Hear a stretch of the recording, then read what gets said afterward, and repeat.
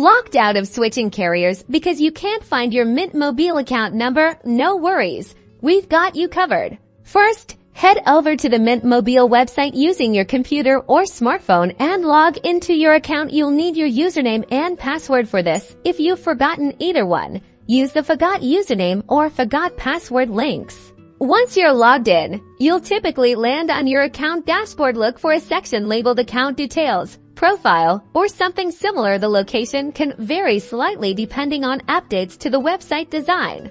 In the Account Details section, you should find your Mint Mobile account number clearly displayed. It's usually a series of digits, something like a 9-digit number, but it could be different. Alternatively, you can find your account number in the Mint Mobile app. Open the app on your phone and log in. Usually, navigating to the Account or Profile section will reveal your account details, including your account number.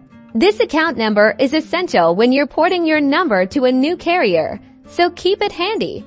And that's it. Now you know exactly where to find your Mint Mobile account number. Don't forget to like this video and subscribe for more helpful tips.